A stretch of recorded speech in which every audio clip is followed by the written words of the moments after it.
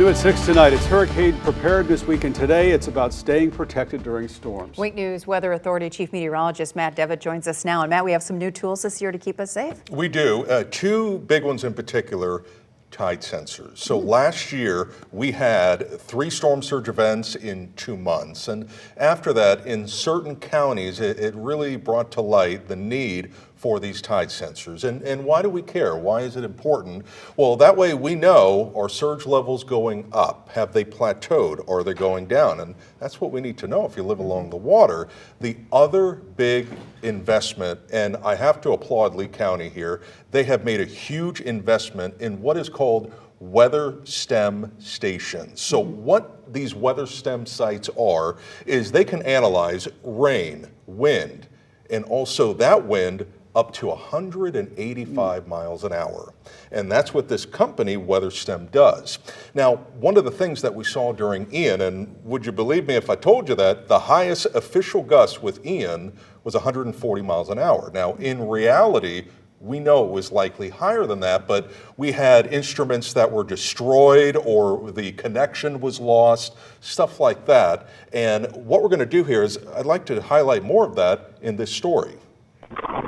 When a storm blows in, the biggest questions are, where's it going and will it impact my home? And each tropical event brings a new lesson. What we can accurately predict have been improving steadily over the last several seasons. Hurricane Helene, which made landfall well to our north, still damaged more than 2,500 homes and buildings in Charlotte County and brought with it more than 5 to even 6 feet of storm surge. A 7 to 10 foot storm surge rolled into Charlotte County with Milton and destroyed much of what Helene hadn't along the coast. Both storms shined a light on the lack of tidal sensors in Charlotte County waters. We're looking through potential federal avenues for acquiring funding for NOAA to implement some tide gauges in our neck of the woods as well. Brandon Moody with the county adds that until that happens, they're investigating in hi-fi tide gauges. They're lower cost, they're easier to put out, they're cheaper to maintain, and they're very mobile, so we can put them wherever we need them. And collect life-saving information to better protect the community.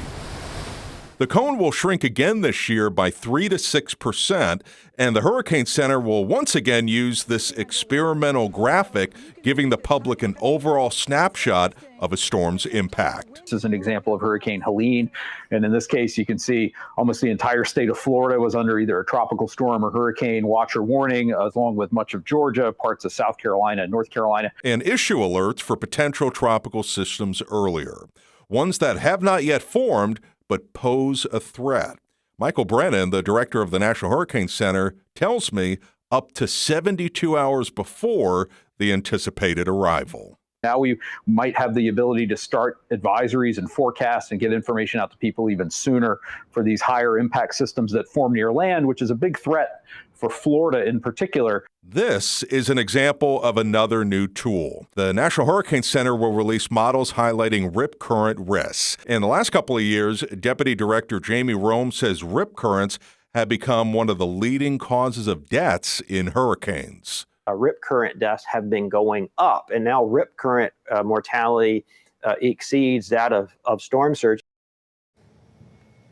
So Lee County and most of South Florida has just really made the investment, big change from last hurricane season, from these tidal sensors. And for reference here, a typical NOAA tidal station is about $300,000 to $400,000. These companies that, including Charlotte County, invested in, it's a couple $1,000s. So they're more cost effective. And then these weather stem sites, you can access it at home. Wind speeds. They also have live cameras, and we used one of them as the surge was coming in during Milton. Here's a map of the weather stem sites in Southwest Florida, and they will get you these incredibly accurate data and information. I would like to challenge Charlotte County to try to get on this map. We need more observations in Charlotte County. I just talked to the emergency manager director in Hendrick County, and he is investigating the weather stem company as well.